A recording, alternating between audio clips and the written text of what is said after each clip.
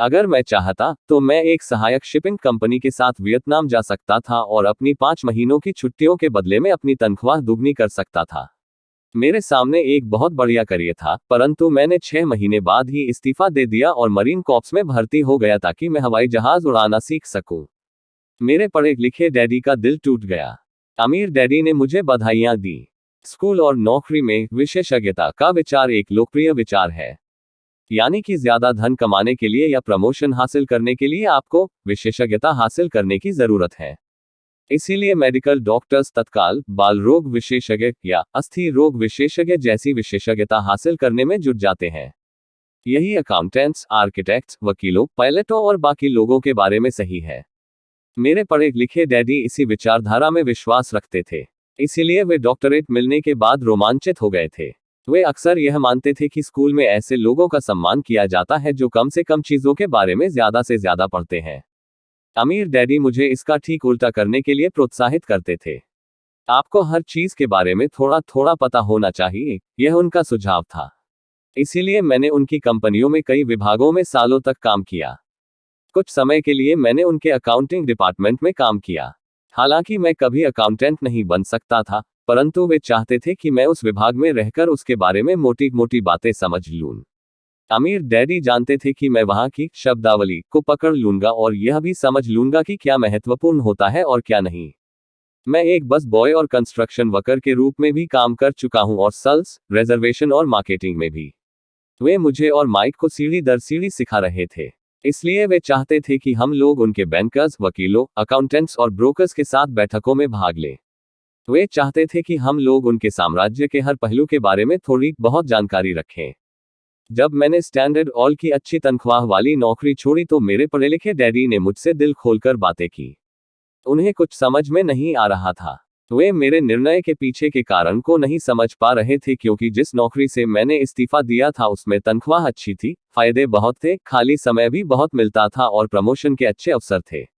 जब एक शाम को उन्होंने मुझसे पूछा, तुमने नौकरी क्यों छोड़ दी, तो मैं लाख कोशिश करने के बाद भी उन्हें इसका कारण नहीं समझा सका। मेरे तर्क उनके तर्क के दायरे में फिट नहीं हो पा रहे थे।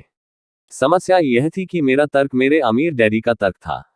मेरे पढ़े लिखे डैडी के लिए नौकरी की सुरक्षा ही सब कुछ थी। मेरे अमीर डैडी के लिए सीखना ही सब कुछ था। पढ़े लिखे डैडी का विचार था कि मैं शिप का ऑफिसर बनने की शिक्षा ग्रहण करने स्कूल गया था। अमीर डैडी जानते थे कि मैं अंतर्राष्ट्रीय व्यापार के अध्ययन के लिए स्कूल गया था। तो एक विद्यार्थी की तरह मैं सुदूर पूर्व और साउथ पैसिफिक जाने वाले जहाजों पर, बड़े फ्रूटर्स पर, ऑयल टैंकरों और यात्री जहाजों पर काम करता रहा। अमीर डैडी इस बात पर जोर देते थे कि मैं यूरोप की तरफ जाने वाले जहाजों के बजाय प्रशांत महासागर पर अपना ध्यान केंद्रित करूं, क्योंकि भविष्य के देश एशिया में हैं, यूरोप में नहीं। जबकि मेरे ज्यादातर सहपाठी, जिनमें माइक भी शामिल था, अपने घरों पर पार्टी और मौजमस्ती करते थे, तब मैं Japan, Taiwan, Thailand, Singapore, Hong Kong, Vietnam, Korea, Tahiti, Samoa और फिलीपींस में व्यवसाय, लोगों, बिजनेस की शैलियों और संस्कृतियों का अध्ययन करता था। मैं भी पार्टी कर रहा होता था, परंतु अपने घर पर नहीं। मेरा ज्ञान बहुत तेजी से बढ़ रहा था। पढ़े लिखे डैडी कभी नहीं समझ सके कि मैंने यह नौकरी क्यों छोड़ी और इसके बाद मरीन कॉर्प्स में क्यों शामिल हुआ। मैंने उन्हें बता दिया कि मैं जहाज उड़ाना सीखना चाहता हूं, परंतु मैं वास्तव में ट्रूप का नेता बनना सीखना चाहता था। अमीर डैडी ने मुझे बता रखा था कि कंपनी चलाने का सबसे कठिन काम था लोगों से काम लेना। उन्होंने 3 साल तक सेना में काम किया था। मेरे पढ़े लिखे डैडी ने कभी ऐसा नहीं किया था।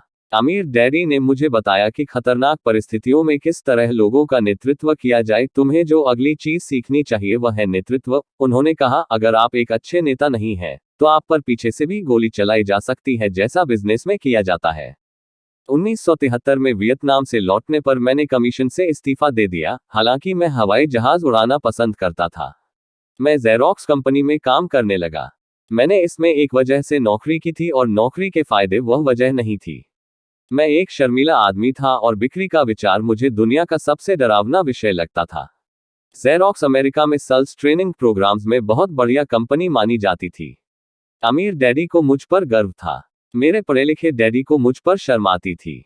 एक बुद्धिजीवी होने के नाते वे सोचते थे कि सेल्समैन उनके नीचे के स्तर के होते हैं। मैंने जेरोक्स में 4 साल तक काम किया, जब तक कि मुझे दरवाजे खटखटाने और अस्वीकार कर दिए जाने के डर से मुक्ति नहीं मिल गई। एक बार मैं विक्रय में चोटी के 5 लोगों में लगातार आने लगा तो मैंने एक बार फिर इस्तीफा दे दिया और आगे बढ़ गया। एक बार फिर मैंने एक अच्छी खासी कंपनी के साथ अपना बढ़िया करियर छोड़ दिया था। 1977 में मैंने अपनी पहली कंपनी खोली। अमीर डैडी ने मुझे और माइक को कंपनियां चलाने का प्रशिक्षण दे रखा था, तो अब मुझे उन्हें स्थापित करना ही सीखना था। मेरा पहला उत्पाद था नायलॉन और वेल्को का वॉलेट, जो फार ईस्ट में बनता था और समुद्री जहाज से न्यूयॉर्क में एक वेयरहाउस तक आता था। मेरी औपचारिक शिक्षा पूरी हो चुकी थी और अब मेरे पंखों की मजबूती की परीक्षा का समय आ गया था। अगर अब मैं असफल होता तो मैं दिवालिया हो गया होता।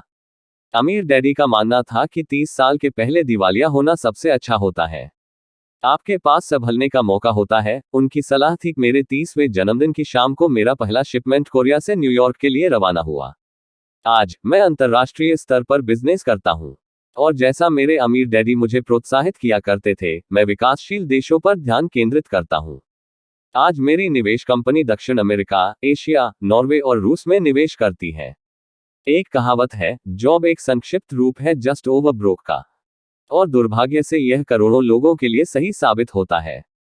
चूंकि स्कूल यह नहीं समझता कि फाइनेंशियल बुद्धि भी बुद्धि का एक रूप है, इसलिए ज्यादातर कर्मचारी या मजदूर अपने साधनों के भीतर रह रहे हैं।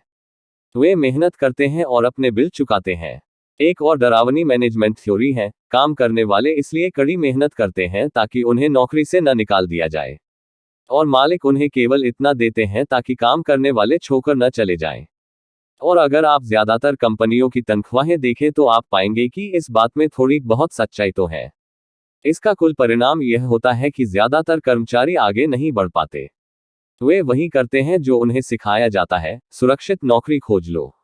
ज्यादातर काम करने वाले कम समय के पुरस्कारों जैसे वेतन और दूसरे फायदों के लिए काम करते हैं, परंतु दीर्घकालीन दृष्टि से यह उनके लिए घाटे का सौदा साबित होता है। इसके बजाय मैं युवा लोगों को यही सलाह दूंगा कि नौकरी खोजते समय वे इस बात पर कम ध्यान दें कि वे कितना कमा रहे हैं और इस बात पर ज्यादा ध्यान दें कि वे कितना सीख रहे हैं। रास्ते पर आगे की तरफ देखकर यह तय करें कि किसी खास प्रोफेशन को चुनने के पहले और चूड़ा दौड़ में फंसने से पहले वे कितनी दक्षताओं में पारंगत होना चाहते हैं। एक बार लोग बिल चुकाने की आजीवन प्रक्रिया में फंस जाते हैं तो वे छोटे इन्वेस्टर्स की तरह धातु के छोटे पहियों के चारों तरफ घूमते रहते हैं। उनके छोटे पैर तेजी से घूमते हैं, पहिए भी तेजी से घूमते हैं, परंतु आने वाले कल में भी वे उसी पिंजरे में रहेंगे। नौकरी जंतरी मैगवायर फिल्म में टीम क्रूज का बहुत बढ़िया रोल था और इस फिल्म में कई बहुत जोरदार संवाद थे। शायद सबसे यादगार लाइन थी, मुझे पैसा दिखाओ।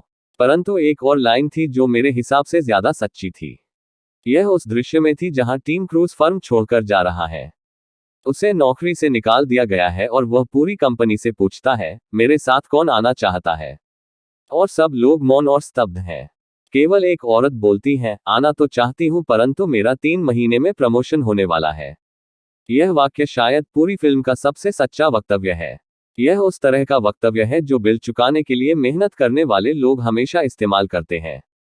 मैं जानता हूं कि मेरे पढ़े लिखे डैडी हर साल तनख्वाह बढ़ने की आशा लगाए रखते थे और हर साल उन्हें निराशा होती थी। इसलिए वे फिर से स्कूल जाकर और ज्यादा योग्यताएं हासिल करते थे ताकि उन्हें एक और वेतन वृद्धि मिल सके, परंतु एक बार फिर उन्हें निराशा ही हाथ लगती थी।